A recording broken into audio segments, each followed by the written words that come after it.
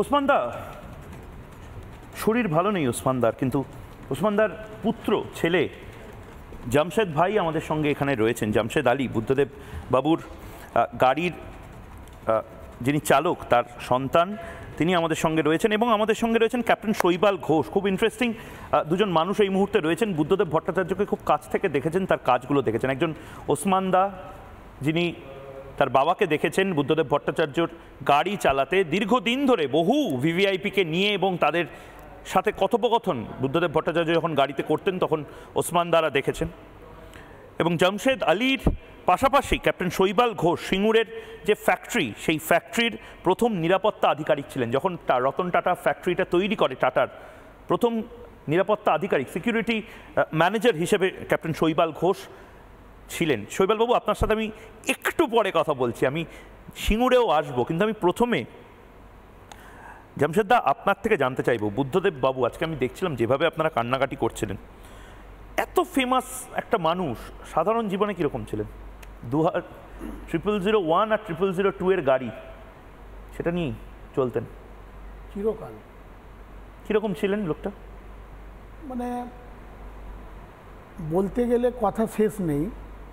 আমি যখন, মানুষ তো জীবনে প্রথম পরীক্ষা দিতে যায় ক্লাস 10 মাধ্যমিক, যখন আমি দিতে যাই তো আমি সিআইটি রোড থেকে হেঁটে, আমার বোর্ড পড়েছিল মাদ্রাসা আলিয়া মুসলিম ইনস্টিটিউটের পাশে। তো আমি সবাইকে বললাম 2002 সালে, তখন উনি মানে মুখ্যমন্ত্রী রয়েছেন। तो আমি सब बंधु बांधव के बोललाम कि चलो आज सीएम साहब का आशीर्वाद लेके हम लोग जाएंगे एग्ज़ाम देने।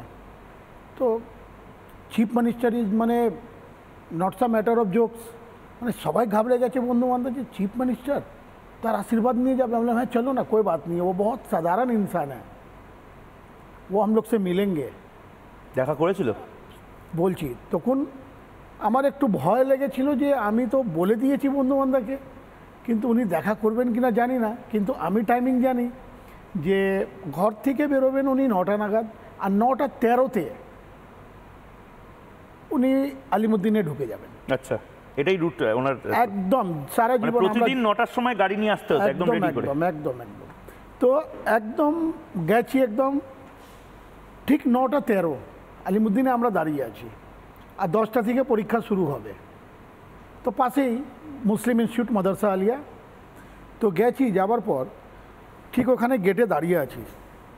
তো গাড়িতে বাবা বললেন বুদ্ধবাবুকে যে মনে হচ্ছে আজকে ছেলে প্রথম পরীক্ষা দিতে যাচ্ছে, প্রথম পেপার, আপনার আশীর্বাদ নেই। বলে তাই? যখন আলিমুদ্দিন গেটে গেছি তখন দেখছি বুদ্ধবাবু নামছেন গাড়ি থেকে, মানে আমাদের সামনেই ঢুকেছেন। তো কি বলবো, মানে মনে হয় যে যেরকম নিজের সন্তানকে ভালোবাসা দেয়। বাস গেছি, বাস গিয়ে একদম গাড়ির সামনে জেঠু পা ধরে নমস্কার করলাম, সব ছেলেরাও এসে সব এরকম। তখন বলছে ইয়ে হ্যাঁ চিফ मिनिस्टर, सब बंधुरा ये है चीफ मिनिस्टर, लगता तो नहीं है, एक आम पब्लिक साधारण इंसान लग रहा है। তখন মানে আমি নিজের মনে গর্ব কি করব, খুশি কি করব, কি কাঁদবো, কি খুশি মানাবো, আমি নিজের অবাক, মানে শক। উনি কি রোজ রাইটার্স বিল্ডিং এ যেতেন সকালবেলা? না, প্রথমে বাড়ি থেকে 9টা নাগাদ বেরোতেন। আচ্ছা, 9:13, 14, 15 মধ্যে মানে আলিমুদ্দিন। আচ্ছা, ওখান থেকে 11টা বেরোতেন। 11টা বেরিয়ে পাক্কা 11:20-তে উনি মল্লিক বাজার হয়ে পার্ক স্ট্রিট ধরে সোজা একদম রাইটার্স, একদম 11:35, 40 ওনার এই টাইমটা ছিল।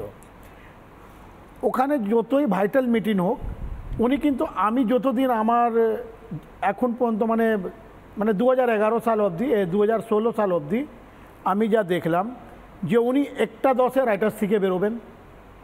উনি চিরকাল মানে বাড়িরই খাবার খেয়েছেন।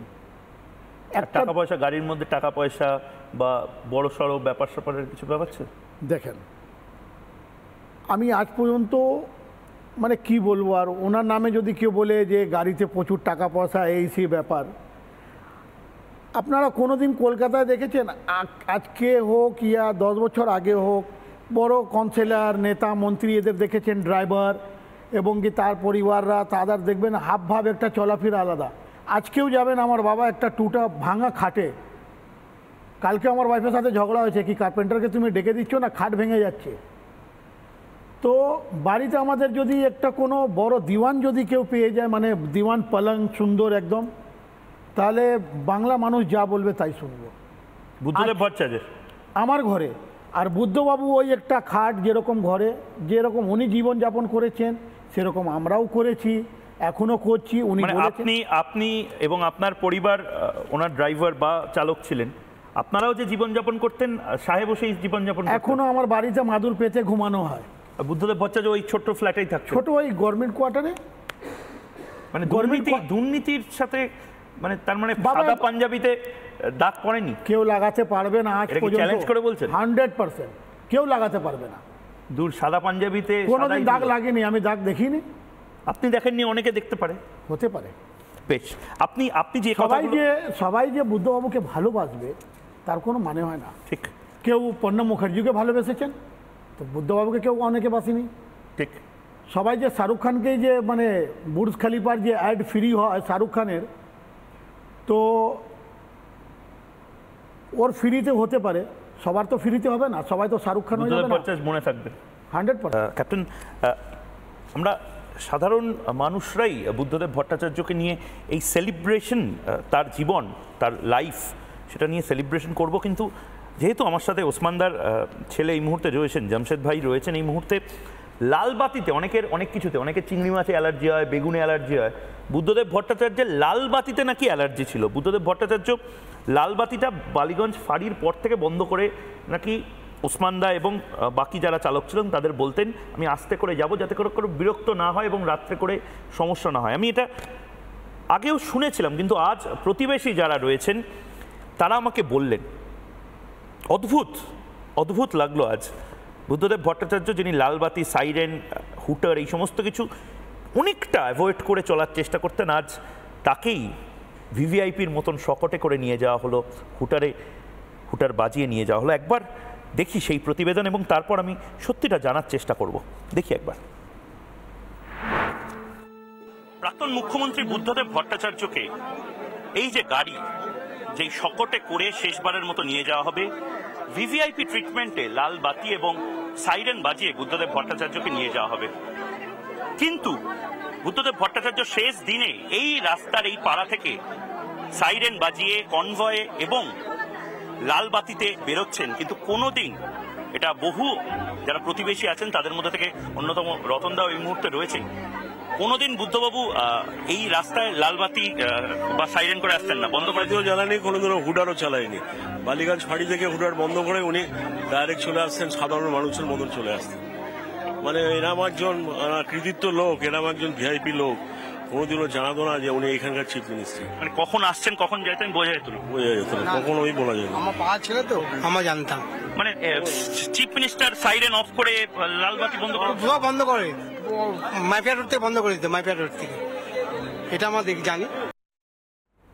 জামশেদ, এটা কি সত্যি কথা? মানে উনি কি আসলে এটা দেখানোর চেষ্টা করতেন, না মানুষটাই আসলে এতটা সহজ, সাদাসিধে এবং তার পাশাপাশি এই যে এই ভিআইপি কালচার থেকে শতহস্ত দূরে থাকা একজন মানুষ ছিলেন? ব্যাপারটা বলি আপনাকে, অনেকে বলে যে হাম লোগ গরম মে মর রা হ্যায়, ইয়া আমরা গরমে মরছি, দেখো এসি মে যা রা হ্যায়, দেখো কিতনা ফুটানি কর রা হ্যায়, এরকম অনেকের ভাষা। তো ইনি যে হুটারটা, লালবাতিটা ভালোবাসতেন না কেন, এটা আজ পর্যন্ত ওনাকে পার্সোনাল কেউ জানার চেষ্টা করেনি। আপনাকে বলি, বাবা বলতেন, বলে দাদা কেন এইসব বন্ধ করে দেবো, বলে দেখো পুলিশের কাজ পুলিশ করবে, তোমার কাজ তুমি করছো, যখন হুটার বাজিয়ে যাব, মানে আওয়াজ দিয়ে যাব, লালবাতি এসব, তো এইটা আমি কেন পছন্দ করি না। অনেকে মানে হর্ন বাজলে, হুটার বাজলে, পাশে হসপিটাল আছে, হার্টের রুগী আছে, নানা রকম লোক আছে, কারো ব্রেন মানে হালকা একটা জোরে চিৎকার করলে দেখবে বলবে এই চুপ করো, আস্তে কথা বলো।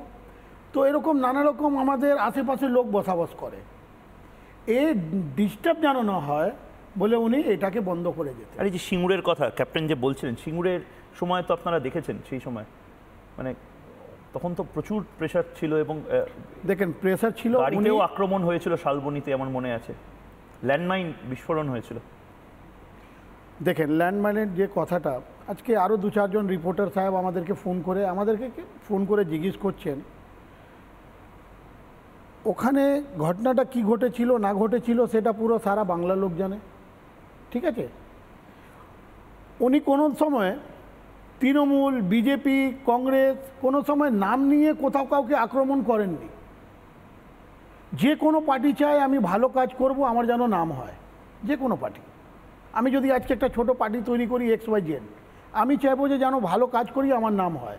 উনি কিন্তু কাউকে কোনোদিন পার্টি পার্সোনালভাবে কাউকে বলেননি। উনি কি বলেছেন সবসময়, কিছু কিছু সমাজ বিরোধীরা, এগুলো দেখবেন ওনার মিটিংয়ে সবসময় কিছু কিছু সমাজ বিরোধীরা। উনি কাউকে পার্সোনাল আঘাত দিতে শিখেননি, আমি যতদিন ধরে আমি চিনি। কেন, উনি যদি আজকে কাউকে নাম ধরে বলেন, সে রিটার্ন ব্যাক, আজকালকার জীবন হচ্ছে পিংপং বল, আপনি কাউকে যদি ফেলেন রিটার্ন কিন্তু আপনার গায়ে আসবে।